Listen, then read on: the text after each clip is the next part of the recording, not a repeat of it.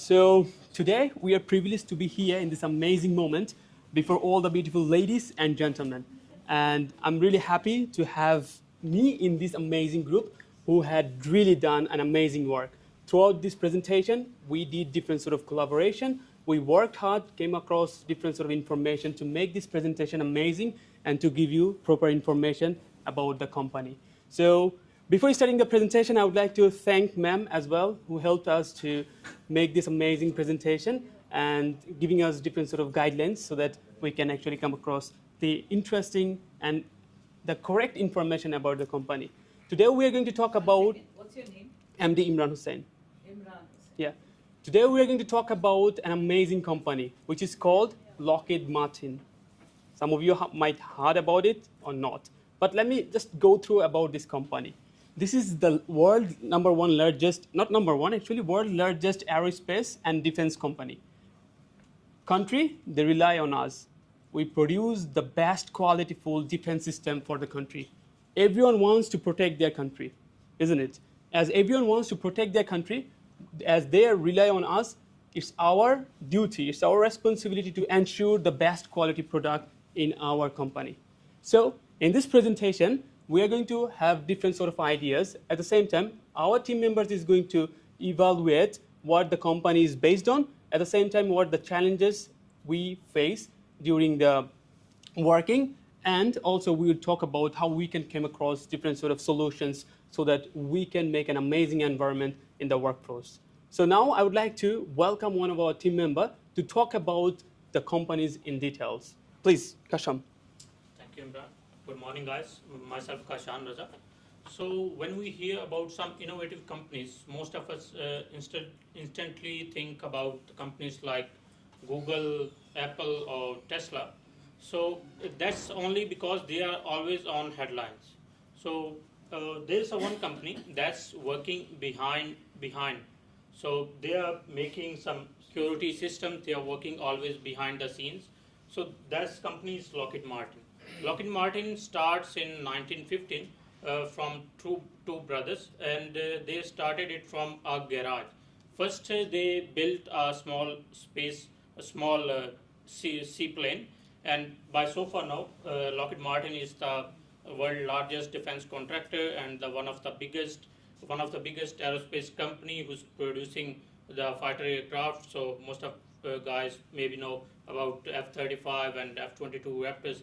They are working on those technologies. In fact, Lockheed Martin is a company where the employees can't even share with the families that on which projects are they working on.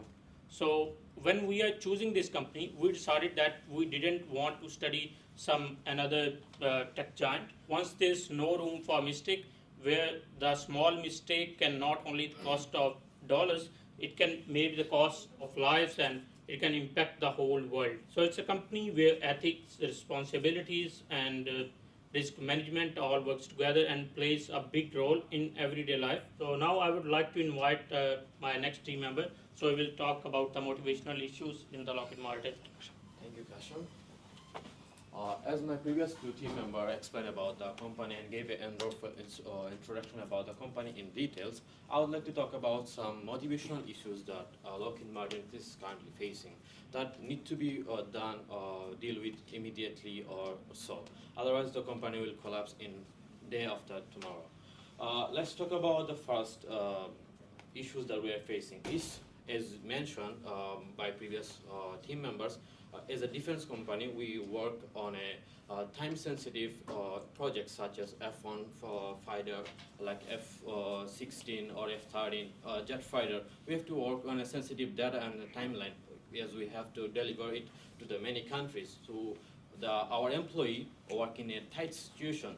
So according to Johnson Smith's work done by 2022, they said that in their report that this constant pressure on the work can lead to job satisfaction.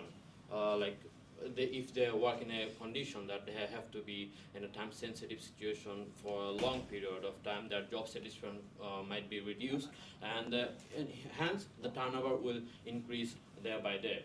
So this is the first and foremost motivational issues that we are facing.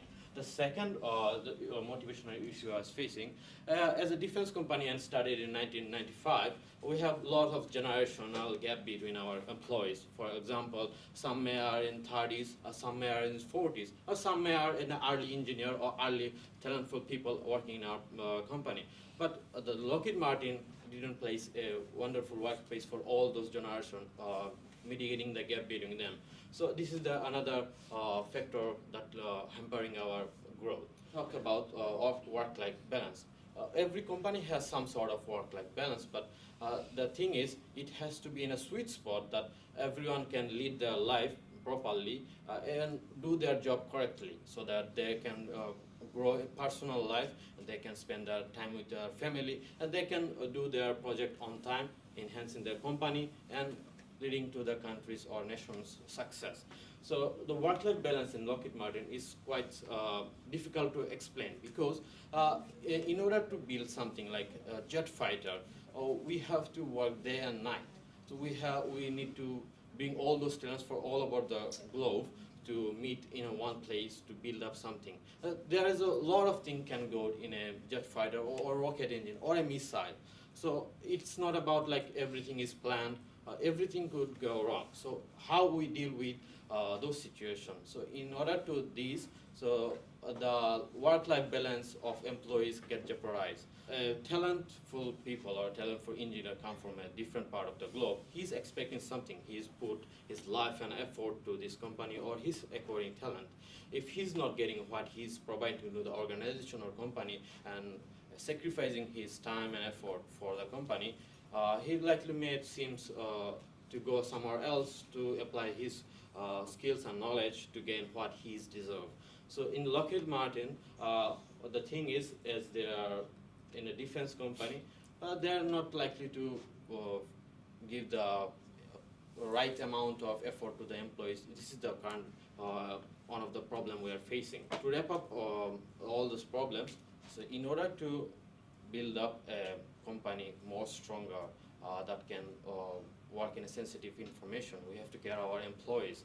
So I have talked about the motivational issues we are currently facing. Our next member will apply those on our company. Please welcome Nader for the appliance. Good morning, everyone. This is Nader Ahmed Shahi, and I'm going to talk about the motivational theories which I have applied for our Lockheed Martin. So in order to discover the leadership and motivational thing for Lockheed Martin, we have applied two motivational theories. One is Herzberg's two factors theory, and another one is expectancy theory by Victor Bloom. So Herzberg's two factors theory divides motivation in two things. One is hygiene and the other one is motivators. So according to this theory, hygiene is something like salary, work environment, work policies, which does not actually motivate an employee, rather than it prevents the dissatisfaction of an employee. And on the other hand, motivators, which is the recognition and accomplishment of an employee, which really motivates an employee to Lockheed Martin's. All of our employees are fairly paid. They have a good work environment, and also they are capable of balancing their work life and personal life as well. So hygiene is not an issue in our Lockheed Martin. But on the other hand, what we are lacking is the motivators, because although we have lots of recognition, but what we are lacking is that we have lots of technical issues challenging throwing to our employees. But for our perspective, it's the motivators which is, I think, is not enough for our issue.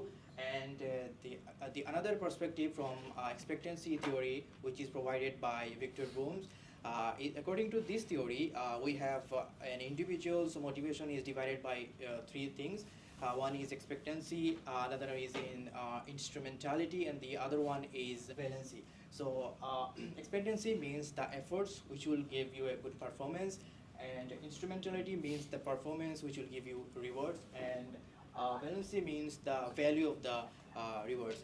So at Lockheed Martin, all of our employees knows that if they work really hard, they will achieve a great successful on their project, which is expectancy.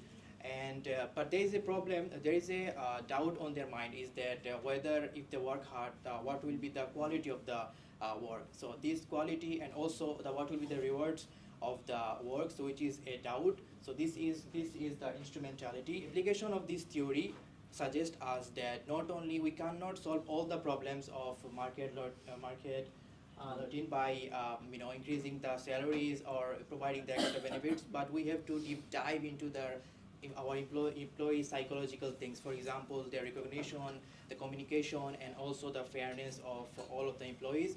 So Herzberg's two factors theory emphasizes on hygiene and motivators, and on the other hand, Victor Boehm's theory emphasizes on an individual employee's performance and his efforts. So by implementing these two theories, we can Lockheed Martin can work from look at their past, and they can build a new psychological model to solve out this problem. So this is all about the motivational theories which we have come across, and now my next team member will continue the conversation. Come. Everyone, please come. So we want to just wrap up.